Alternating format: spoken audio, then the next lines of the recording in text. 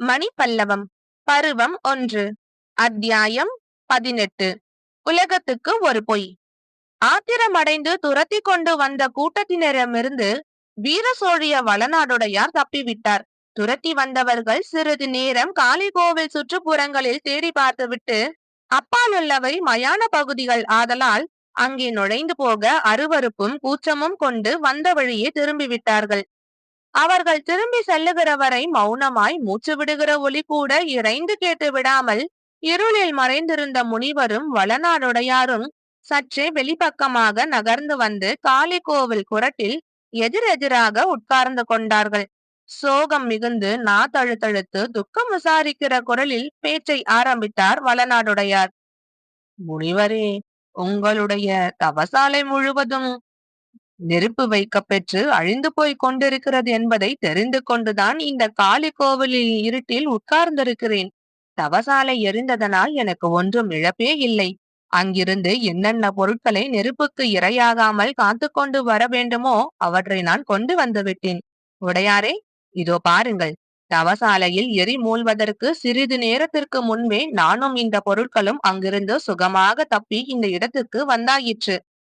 இவ்வாறு கூறிக்கொண்டே அந்த கோயிலின் இருண்ட மூலையிலிருந்து சுவடிகள், மான்தோலாசனம், கமண்டலம், யோக தண்டம் முதலிய பொருட்களை எல்லாம் ஒவ்வொன்றாக எடுத்து காண்பித்தார் முனிவர். தவசாலைக்கு யாரோ தீ வைக்க போகிறார்கள் என்று உங்களுக்கு முன்பே தெரிந்திருக்கும் போலிருக்கிறதே முனிவரே. ஆகா, தெரியாமல் என்ன? நன்றாக தெரியும். யார் எதற்காக என்ன நோக்கத்துடன் தீ வைக்க வரப்போகிறார்கள் என்பது கூட எனக்கு தெரியும் உடையாரே. எந்த நாழிகையில் நெருப்பு வைக்க வருவார்கள் என்பதும் தெரியும். அதனால் தானே உங்கள் இல்லத்திலிருந்து சொல்லிக் கொள்ளாமல் அவசரமாக புறப்பட்டு வந்தேன்.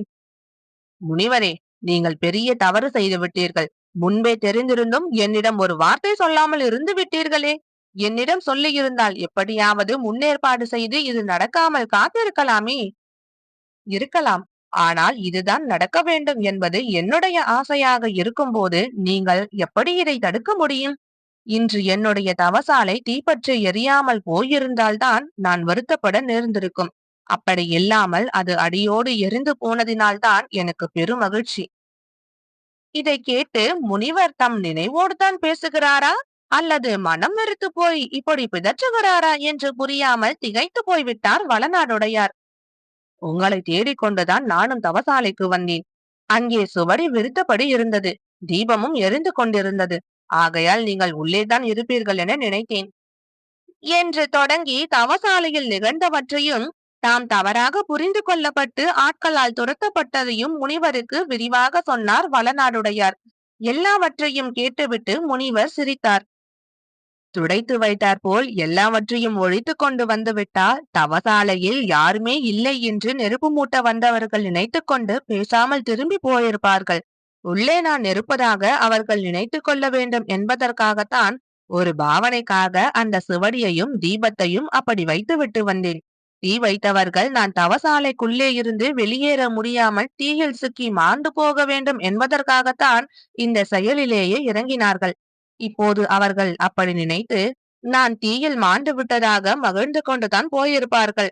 அவர்கள் அப்படி நினைத்து கொண்டு போக வேண்டும் என்றுதான் எனக்கும் ஆசை. இது என்ன கொடூரமான ஆசை! நீங்கள் ஏன் இப்படியெல்லாம் பேசுகிறீர்கள்? நீங்கள் உயிருடன் இருக்கும் போது தீயில் சிக்கி இறந்ததாக எல்லோரும் எதற்காக நினைக்க வேண்டும்? அதனால் உங்களுக்கு என்ன ஆக்கம்? நிறைய ஆக்கம் இருக்கிறது உடையாரே. இத்தகையதொரு பொய்யான செய்தி உடனே மிக அவசியமாக அவசரமாக ஊரெங்கும் பரவ வேண்டும். நான் உயிரோடு இருப்பதாக வெளியுலகத்துக்கு தெரிகிற வரையில் இளங்குமரனுடைய உயிருக்கு பகைகள் நெருங்கிக் கொண்டே இருக்கும். நான் உயிரோடு இல்லை என்று உலகம் ஒப்புக்கொள்ளும்படி செய்துவிட்டால் இளங்குமரன் உயிரோடு இருப்பதற்கு விட்டுவிட அவன் அறியாமலேயே அவனுக்கு ஏற்பட்டிருக்கும் பகைகள் முன் வரலாம். எனக்கு ஒன்றுமே விளங்கவில்லை. ஒரே குழப்பமாயிருக்கிறது. உங்கள் தவசாலைக்கு தீ வைக்க வந்தவர்கள் யார் என்று உங்களுக்கு தெரியுமானால் எனக்கு ஏன் சொல்லக்கூடாது?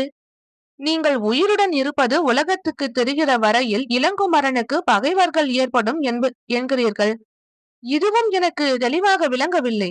மேலும் தவசாலையில் நெருப்புக்கு இரையாகாமல் நீங்கள் தப்பி வந்து இங்கே உயிரோடு இருப்பதை நான் ஒருவன் பார்த்து தெரிந்து கொண்டு விட்ட பின்பு உங்களால் எப்படி உலகத்தை ஏமாற்ற முடியும்? முடியும். உங்களை என்னுடைய வேண்டுகோளுக்கு கட்டுப்பட செய்து விடலாம் என்று நான் நம்புவது சரியானால் நிச்சயமாக உலகத்தை ஏமாற்றிவிட முடியும். இன்று இரவு 2ஆம் சாமத்தில் பூம்புகாரிலிருந்து மணிப்பல்லவத்துக்கு புறப்படும் கப்பலில் ஏறி யாரும் அறியாமல் சென்று விடலாம் என்று நினைக்கின்றேன் நான். நேற்று முன்தினம் படைக்கல சாலையில் நீலநாக மறவரை சந்தித்து இளங்குமரனை பற்றி சில பொறுப்புகளை அவர் ஏற்றுக்கொள்ளும்படி செய்திருக்கிறேன். ஆயினும் நாளை காலையில் நான் தீயில் மாண்டு போனதாக செய்தி பரவும் போது நீலநாக மறவரும் அதை மெய்யெனவே நம்புவார். எவரும் மெய்யென்று நம்புவதற்கு ஏற்றாற் போலத்தான் சூழ்நிலையை உருவாக்கியிருக்கிறேன். உண்மையில் நான் சாகவில்லை என்பது உங்களுக்கு மட்டுமே தெரியும். விண்மகள் மண்மகள் சாட்சியாக காலம் வருகிற வரை இந்த உண்மையை இளங்குமரன் உட்பட எவருக்கும் சொல்லுவதில்லை என்று இப்போது நீங்கள் எனக்கு சத்தியம் செய்து கொடுக்க வேண்டும். இந்த சத்தியத்தை நான் செய்து கொடுக்க மாட்டேன் என்று மறுத்தால் வேறு வழி இல்லை. மெய்யாகவே நான் இறந்து போக வேண்டியதுதான். சக்கரவாள கோட்டத்து பூதம் நின்ற வாயிலின் மேலே ஏறி பூத சிலையின் உச்சியிலிருந்து கீழே குதித்து ஊரறிய உயிரை விடுவேன். ஏனென்றால் எனக்கு என் உயிரை விட இளங்குமரன் உயிர் பெரிது என்றார் அருட்செல்வ முனிவர். இந்த குரலின் உறுதியை கேட்டபின் முனிவர் இப்படி செய்ய தயங்க மாட்டார் என்று வளநாடுடையாருக்கு நன்றாக தெரிந்து கொள்ள முடிந்தது. முனிவரே, இளங்குமரனுக்கு கூட நீங்கள் உயிரோடு இருப்பது தெரியக்கூடாதென்கிறீர்களே என்றார் வீர சோழிய வளநாடுடையார் வியப்புடன். அப்படியல்ல, ஒரு குறிப்பிட்ட காலம் வருகிற வரை அவனுக்கு இது தெரிய வேண்டாம். அப்புறம் நானே தக்க சமயத்தில் தக்க ஆள் மூலம் உங்களையும் அவனையும் நான் இருக்கும் இடத்துக்கு வரவழைத்து உங்கள் இருவரிடமும் இப்போது நீங்கள் தெரிந்து கொள்ள தவிக்கும் சில உண்மைகளை சொல்வதற்கு நேரிடும்.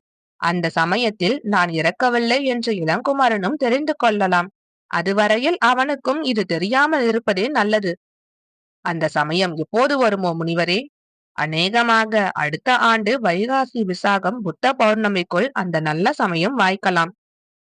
இத்தனை வயதுக்கு மேல் இந்த முதுமை காலத்தில் என்னை ஒரு பொய்யை காப்பாற்றுவதற்காக சத்தியம் செய்ய சொல்லுவது உங்களுக்கே நன்றாயிருக்கிறதா? இது அடுக்குமா முனிவரே? பொய் மெய் என்பதற்கு நான் இன்று காலை உங்களிடம் கூறிய விளக்கத்தை நினைத்து கொள்ளுங்கள் உடையாரே. நன்மை பயப்பதற்கு காரணமான பொய்யும் மெய்தான். நீங்கள் செய்ய போகும் இந்த சத்தியத்தினால் 2 உயிர்களை காப்பாற்றும் புண்ணியத்தை அடைகிறீர்கள். மறுபேச்சு பேசாமல் முனிவருடைய வலது கையில் தமது வலது கையை வைத்து, மண்மகள் வெண்மகள் சாட்சியாக முனிவர் உயிரோடு இருக்கும் மெய்யை கூறுவதில்லை என்று சத்தியம் செய்து கொடுத்தார் வீர சோழிய வளநாடுடையார். அதை கேட்டு முனிவர் முகம் மலர்ந்தது. அத்தியாயம் 18 நிறைவுற்றது. நன்றி.